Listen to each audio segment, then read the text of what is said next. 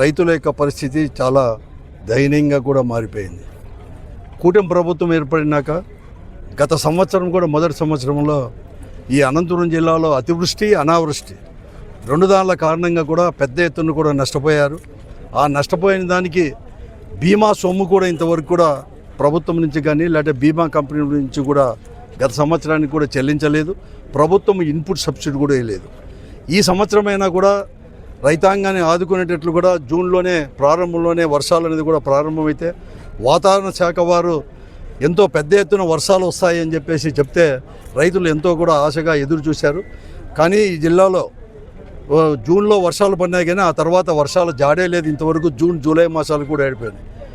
ఈ జిల్లాలో సాధారణ సాగే 8.5 లక్షల ఎకరాలు ఉంటే కేవలం ఇంతవరకు 3,26,000 ఎకరాలు అంటే దాదాపుగా 37-38% మాత్రమే ఇంతవరకు కూడా విత్తనాలు అనేది కూడా ఏదైనా కానీ అక్కడెక్కడ వరి కావచ్చు, వేరుశనగ కావచ్చు, పత్తి కానీ, ఆముదం కానీ, మొక్కజొన్న ఇటువంటి పంటలు వేశారు. అవి కూడా ఎండిపోయే పరిస్థితి కూడా వచ్చేసినాయి. వాడు కూడా పట్టినాయి. దాని గురించి కూడా మాట్లాడలేదు. కార్తులన్నీ కూడా అయిపోయినాయి. ఈరోజు పల్లెల్లో అప్పుడే కూడా ఎంతోమంది కూడా పరిస్థితులు కూడా దారుణంగా కూడా ఉన్నాయి. ఈ జిల్లాలో దాదాపుగా కూడా ఎక్కువ కూడా హార్టికల్చర్ అంటే ఉద్యాన పంటలు కానీ ఉద్యాన తోటలు కూడా ఎక్కువ ఉన్నాయి. అటువంటి చోట కూడా బోర్లలో కూడా నీరు దినదినానికి కూడా తగ్గిపోతూ వస్తున్నాయి. చెట్లు కూడా ఎండిపోయే పరిస్థితికి ఉన్నాయి. పంటలతో పాటు కూడా ఈ పరిస్థితి ఉన్నా కూడా ఈ ప్రభుత్వము కూటమి ప్రభుత్వం కేవలం మాటలకు మాత్రమే పరిమితమే. ఏమాత్రం కూడా రైతుకు ఒక ధైర్యం చెప్పే మాటలు కూడా చెప్పడం లేదు.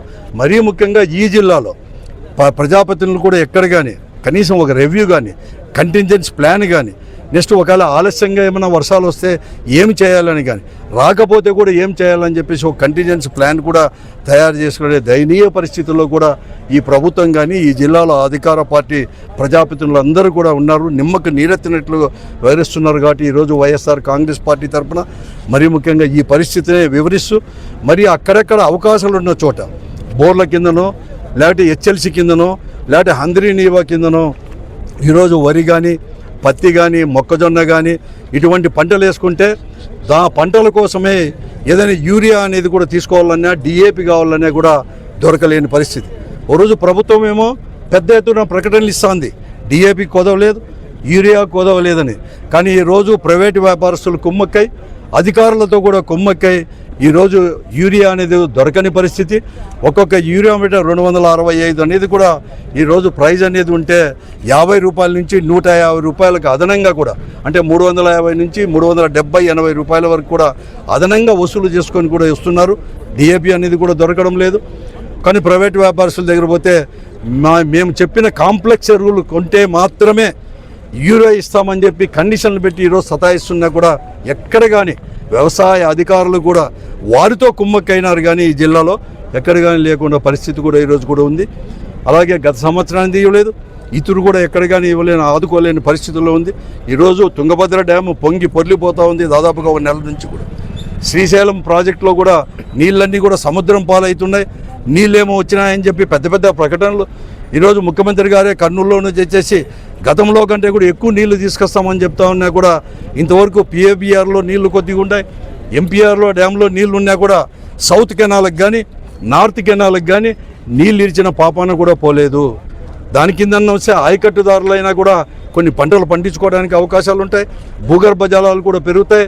ఉద్యాన పంటలు కూడా కాపాడుకోవడానికో లేకపోతే ఉద్యాన వనాలే కాపాడుకోవడానికి కూడా అవకాశం ఏర్పడుతుంది. ఎక్కడ కానీ లేకుండా కూడా ఉండే పరిస్థితి కూడా ఉంటుందని కూడా చెప్తున్నాం. మరీ ముఖ్యంగా కూడా జిల్లాలో కూడా ఆత్మహత్యలు కూడా ఎందుకంటే రాష్ట్రంలో ఈ ప్రభుత్వం ఏర్పడిన తర్వాత గత సంవత్సరం ఒక 3-man కమిటీ కూడా వేసింది. 260 ఆత్మహత్యలు రైతులు చేసుకున్న రాష్ట్రంలో ఉంటే ఈ ఒక్క అనంతపురం జిల్లాలోనే 46 మంది రైతులు ఆత్మహత్యలు చేసుకున్నారు. సంవత్సరం పైన అయింది. కానీ ఇంతవరకు కూడా వారి కోసం ఏమైనా కానీ ఆర్థిక సహాయం చేస్తారేమో అని చెప్పి ఇంతవరకు కూడా దాని గురించి కానీ ఆలోచన చేసేవాడు కూడా లేడు. ఈ అన్ని విషయాలపైన కూడా ముఖ్యమంత్రి గారి కోసం ముఖ్యమంత్రికి ఈ ప్రభుత్వానికి విన్నవించడానికి ఈరోజు రైతాంగం అందరూ కూడా మేమందరూ కూడా ఈ జిల్లాలో ఉండేది కూడా రైతుల యొక్క పరిస్థితి, జిల్లాలో నెలకొన్న పరిస్థితి, ప్రైవేట్ వ్యాపారులు ముఖ్యంగా ఎరువులు అమ్మేవారు అంత వారు ఎటువంటి దోపిడీ చేస్తున్నారని చెప్పి అన్ని పరిస్థితులు కూడా కలెక్టర్ ద్వారా ప్రభుత్వానికి వినియోగించడానికి రిప్రజెంట్ కూడా చేశాం. కాబట్టి వెంటనే కూడా దీన్ని తీసుకోవాలని చెప్పి ఒక కంటింజెన్సీ ప్లాన్ తీసుకొని వచ్చేసి ఈ జిల్లాను ఆదుకోవాలని చెప్పేసి, లేకుంటే తీవ్రంగా కూడా అందరూ కూడా రైతాంగం కూడా ఉద్యమించాల్సిన అవసరం కూడా ఉంటుంది, ఉద్యమిస్తామని కూడా చెప్పడం కూడా జరిగింది.